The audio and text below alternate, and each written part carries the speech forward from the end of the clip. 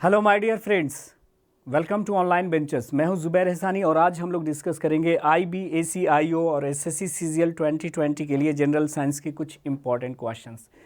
और टॉपिक्स हैं हमारे पास ग्रेविटेशन और सैटेलाइट से। तो ग्रेविटेशन और सैटेलाइट से जो इम्पॉर्टेंट क्वेश्चंस हैं, MCQs हैं, वो आज हम लोग डिस्कस करेंगे। तो तैयार हो जाइए हमारे साथ क्वेश्चंस के आंसर देने के लिए। ऑनलाइन बेंचेस का जो ऐप है उसे आप लोग ज़रूर डाउनलोड कर लें और इस सेशन के बाद इसकी PDF आपको मिल जाएगी हमारे टेलीग्राम चैनल पे। तो जो लोग नए हैं वो ज्वाइन करें हमारा टेलीग्राम चैनल ऑनलाइन बेंचेस का, ताकि आपको PDF मिल सके। पहला क्वेश्चन आपकी स्क्रीन पर ये रहा, टाइमर चल चुका है। The first Indian communication satellite was, प्रथम भारतीय संचार उपग्रह कौन सी थी? जल्दी से इसका उत्तर करें। ये जानकारी वाला क्वेश्चन है, इसमें ज़्यादा एक्सप्लेनेशन की ज़रूरत नहीं है, एक्सप्लेन करने की ज़रूरत नहीं है। तो इसका जो सही उत्तर है वो मैं आपको बता देता हूँ, और वो है एप्पल। क्या है? एप्पल। तो इंडियाज़ फर्स्ट कम्युनिकेशन सैटेलाइट का नाम क्या था? एप्पल। आगे बढ़ते हैं। Escape velocity of the earth is, earth का पलायन वेग कितना होता है? टाइमर चल चुका है। एस्केप वेलोसिटी वो वेलोसिटी होती है जिस वेलोसिटी से किसी ऑब्जेक्ट को अर्थ के सरफेस से फेंकने पर वो अर्थ के ग्रेविटेशनल फील्ड से बाहर चला जाएगा, पृथ्वी के गुरुत्वाकर्षण क्षेत्र से बाहर चला जाएगा और अर्थ पर कभी वापस नहीं आएगा। उस वेलोसिटी को हम कहते हैं ऑर्बिटल वेलोसिटी, और अर्थ के लिए उसकी वैल्यू होती है 11.2 किलोमीटर पर सेकेंड।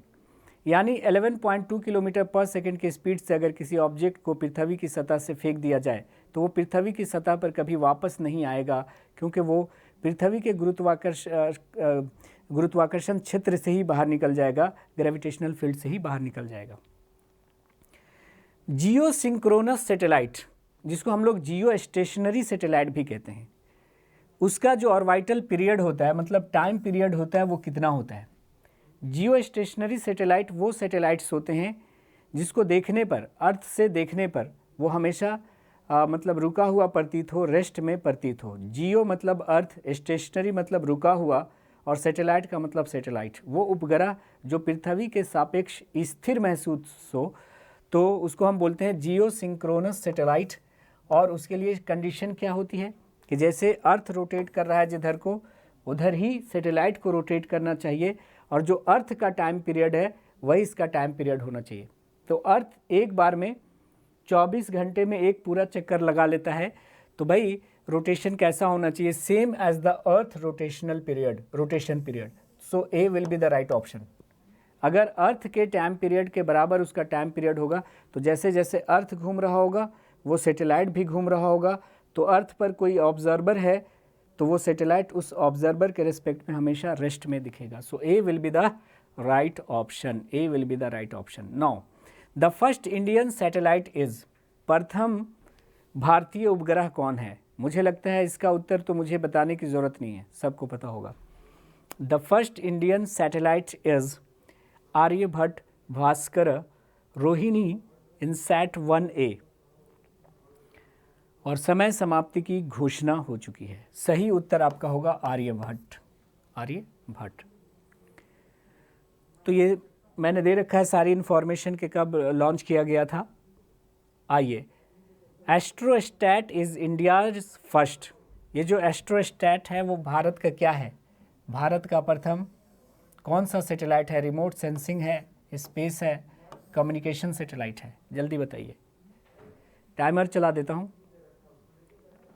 तो जो एस्ट्रोस्टैट है वो इंडिया का जो प्रथम कम्युनिकेशन सैटेलाइट है, इसको ज़रूर याद रखिएगा। D will be the right option, और इसके बारे में इंफॉर्मेशन मैंने लिख रखी है। ठीक है जी, चलिए आगे बढ़ते हैं। Which of the following is correct about moons gravitation, यानी अर्थ के रिस्पेक्ट में मून का ग्रेविटेशन क्या होगा? हम अर्थ पे हैं और मून पे चले जाएं तो उस पर क्या फ़र्क पड़ेगा? जी की वैल्यू पे क्या फ़र्क पड़ेगा? तो याद रखिएगा कि GM मतलब मून पे जो जी की वैल्यू होती है वो जितनी अर्थ पे है उसका अपॉन 6 हो जाती है। तो GE/6, ये रिलेशन याद रखिए, ऐसा क्वेश्चन कभी गलत नहीं होगा। GM is equal to GE/6। Moon पे जितना अर्थ पे है उसका अपॉन 6। तो moon's gravitation is equal to 1/6 of earth gravitation. So सही हो गया, पहला ही ऑप्शन आपका सही हो गया। आगे बढ़ते हैं, अगले क्वेश्चन पे हम लोग चल लेते हैं जल्दी से। Now gravitational force is maximum eight which of the following places. किस प्लेस पर ग्रेविटेशनल फोर्स जो है वो मैक्सिमम होगा, गुरुत्वाकर्षण का बल किस जगह पे मैक्सिमम होगा। आप जानते हैं कि G होता है Gm/r², Gm/r², G constant, M constant, तो G इन्वर्सली प्रोपोर्शनल हो जाएगा r² का। जहाँ पे रेडियस ज़्यादा होगा पृथ्वी का, G की वैल्यू कम, रेडियस कम तो G ज़्यादा। आप जानते हैं कि हमारा अर्थ कुछ ऐसा है, पोल पर चपटा है, तो ये रेडियस हुआ इक्वेटर का और ये रेडियस हुआ पोल का। कौन बड़ा, RE ग्रेटर देन RP। तो भाई जहाँ पे रेडियस की वैल्यू ज़्यादा वहाँ पे G कम। मैक्सिमम रेडियस कहाँ पे है, इक्वेटर पे, तो यहाँ पे G हो जाएगा मिनिमम। रेडियस मिनिमम कहाँ है, पोल पे, तो यहाँ पे G हो जाएगा मैक्सिमम, क्योंकि G और रेडियस में इन्वर्सली प्रोपोर्शनल का रिलेशन है। तो पूछ रहा है कि मैक्सिमम कहाँ पे होगा, तो पोल पे होगा। मैक्सिमम कहाँ पे होगा, तो पोल पे होगा। D will be the right option. तो अगर इस क्वेश्चन को ऐसे पूछा जाए कि आप इक्वेटर से पोल की तरफ जा रहे हैं तो G का वैल्यू बढ़ेगा कि घटेगा, तो जाहिर सी बात है कि बढ़ेगा। आगे चलते हैं। Tides are caused by the gravitational pull of. जो टाइड्स आते हैं वो किसके किसके बीच ग्रेविटेशनल पुल की वजह से आते हैं। Earth on the moon, earth on sun, sun and moon on earth, moon on the earth. तो किसके गुरुत्वाकर्षण के कारण ज्वार भाटा आता है। टाइड्स मतलब ज्वार भाटा किसके किसके बीच में अट्रैक्शन की वजह से आता है, तो उत्तर होगा सन, मून एंड अर्थ के बीच जो ग्रेविटेशनल फोर्स लगते हैं उसकी वजह से ज्वार भाटा आते हैं। एक इन्फॉर्मेशन आपको देना चाह रहा हूं मैं कि एंकर SSC 2021 के लिए कंप्लीट 120 डेज़ का मास्टर कोर्स ऑनलाइन बेंचर्स आपके लिए लाया है और इसका आगाज़ हो चुका है 21 दिसंबर से। 1 साल की वैलिडिटी के साथ ऑफ़र ख़त्म हो चुका है। 2999 में ये कोर्स मिलेगा और इसको डिलीवर करेंगे हमारे एक्सपर्ट्स जिनके पास बहुत ज़्यादा एक्सपीरियंस। दूसरा हमारा बैच है मिशन IB/ACIO 2021 टियर 1 और टियर 2 के लिए, और ये कोर्स स्टार्ट हो रहा है 28 दिसंबर को 1 साल की वैलिडिटी के साथ, और ऑफ़र इसमें समाप्त हो चुके हैं। ये कोर्स अब आपको मिलेगा 3499 में, और ये रही हमारी टीम जो इस कोर्स को डिलीवर कर रही है। GS स्पेशल के लिए हमारा बैच है जिसका आगाज़ हो चुका है ऑलरेडी 22 दिसंबर से, मात्र 999 में, और ये हमारी टीम जो इस कोर्स को डिलीवर कर रही है। ये हमारा डेली यूट्यूब SSC IB/ACIO के क्लासेस के लिए डेली यूट्यूब का टाइम टेबल है, इसका स्क्रीनशॉट आप लोग ले लें। अगले क्वेश्चन पे चलते हैं। Which one of the following is an object with such a strong gravitational field that even light can not escape from its surface. एक ऐसी बॉडी जिसके पास इतना ज़्यादा ग्रेविटेशनल फोर्स है कि उससे होकर लाइट भी बाहर नहीं निकलती, उसको हम क्या कहते हैं। Neutron star, white dwarf, black hole, supernova star.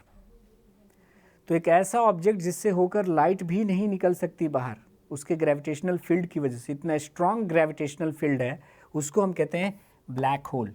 उम्मीद करता हूं कि सारे लोगों ने इसका उत्तर सही दिया होगा। अगले क्वेश्चन पे चलते हैं। क्वेश्चन नंबर 10 कहता है कि among the currently operational Indian satellite there is no. वर्तमान में परिचालित भारतीय उपग्रह में से कोई नहीं है। कौन? Communication satellite, navigation satellite, earth observation satellite, Jupiter और वाइटर सैटेलाइट। तो इंडिया के पास कौन सी सैटेलाइट नहीं है? तो याद रखिएगा डी, यानी जुपिटर और वाइटर सैटेलाइट हमारे पास इंडिया के पास नहीं है। जानकारी मैंने दे रखी है, पढ़ लीजिएगा। 9 अगले क्वेश्चन पे चलते हैं।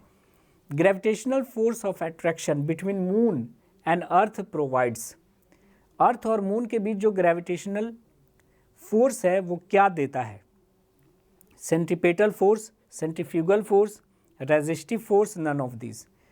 तो आप जानते हैं कि सर्कुलर मोशन के लिए ज़रूरी होता है centripetal force. Without centripetal force circular motion is not possible. तो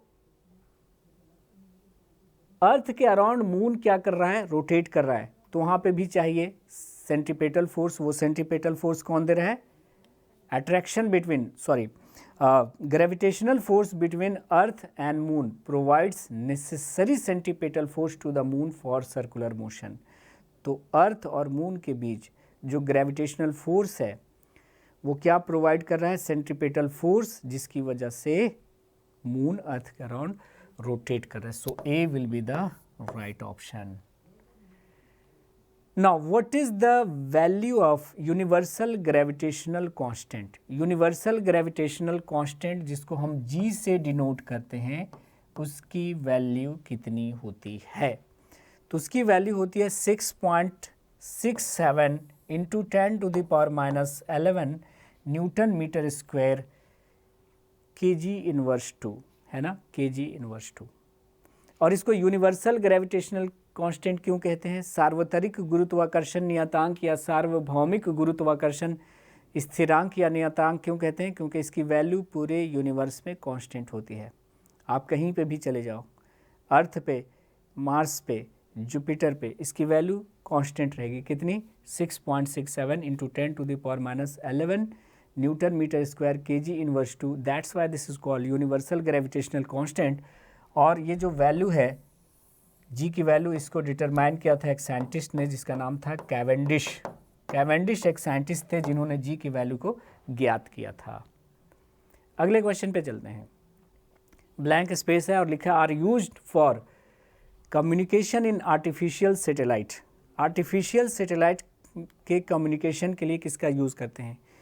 कृत्रिम उपग्रहों में संचार के लिए निम्नलिखित में से किस वेव का इस्तेमाल किया जाता है? Infrared, radio, ultraviolet, amplitude modulation wave. जल्दी बताइए, आसान क्वेश्चन कि कृत्रिम उपग्रहों में संचार के लिए किस वेव का इस्तेमाल किया जाता है? तो उत्तर होगा आपका रेडियो वेव्स। रेडियो वेव्स का इस्तेमाल किया जाता है। आगे चलते हैं क्वेश्चन पे। Which of the following is true about gravity? Gravity के बारे में क्या सत्य है? हाइट के साथ ग्रेविटी डिक्रीज करती है। जी की वैल्यू मैक्सिमम होती है पोल पे, ग्रेविटी की मिनिमम वैल्यू होती है इक्वेटर पे, ऑल ऑफ द अबव। तो इसके बारे में मैं आपको कुछ जानकारी दे रहा हूँ, इसको रट लीजिएगा। ऊपर जाने पर, पृथ्वी की सतह से ऊपर जाने पर जी की वैल्यू घटती है, नीचे जाने पर भी जी की वैल्यू घटती है। अर्थ के सेंटर पे, पृथ्वी के केंद्र पे जी का मान 0 हो जाता है। मून पे जितना अर्थ पे है उसका अपॉन 6 हो जाता है। ओके। रोटेशन के कारण, पृथ्वी के रोटेशन के कारण जी का मान क्या होता है? अगेन घटता है। पोल पे जी का मान मैक्सिमम होता है, पोल पे जी का मान मैक्सिमम होता है और इक्वेटर पे जी का मान मिनिमम होता है, मिनिमम होता है। तो इक्वेटर से पोल की तरफ जाएंगे तो जी का मान घटेगा। तो इसको आप याद कर लीजिए, मैं साइड हो जा रहा हूँ, इसका स्क्रीनशॉट लीजिए। अब पूछ रहा है कि जी के बारे में कौन सा कथन सत्य है। तो जी की वैल्यू हाइट बढ़ने से डिक्रीज करती है, बिल्कुल सही है। मैक्सिमम होता है पोल पे, बिल्कुल सही है। मिनिमम होता है इक्वेटर पे, बिल्कुल सही है। मतलब सभी कथन क्या हैं? सत्य हैं। All statements are correct. So D will be the right option. इसको याद करना है आपको। अगले क्वेश्चन पे चलते हैं। If the distance between the earth and sun were twice of what is the now where the now the gravitational force exerted on the earth by the sun would be. यदि सूर्य और पृथ्वी के मध्य दूरी वर्तमान दूरी की दोगुनी थी, वर्तमान दूरी की दोगुनी थी, तो सूर्य द्वारा पृथ्वी पर लगाने वाला गुरुत्वाकर्षण का बल होगा। तो आप जानते हैं कि F क्या होता है?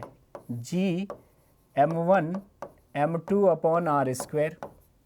दूरी बढ़ने पे फोर्स घटेगा, दूरी घटाने पे फोर्स बढ़ेगा। तो क्या पूछ रहा है कि यदि सूर्य और पृथ्वी के मध्य दूरी वर्तमान दूरी की दोगुनी थी, यानी ये डबल था, F is inversely proportional to 1/r²। तो अगर इसको डबल कर दोगे तो फोर्स कितना हो जाएगा, 1/4। तो सही क्या हो जाएगा, 1/4। D will be the right option. Okay, तो डी जो होगा वो राइट ऑप्शन होगा आपका। और एक बार फिर से आपको याद दिला दूं कि एंकर एसएससी 2021 के लिए एक कंप्लीट 120 डेज़ का मास्टर कोर्स लॉन्च किया गया है ऑनलाइन बेंचेस के द्वारा, जिसका आगाज़ हो चुका है 21 दिसंबर 2020 से 1 साल की वैलिडिटी के साथ। प्राइस है 2,999 और ये टीम हमारी है जो इस कोर्स को डिलीवर करेगी।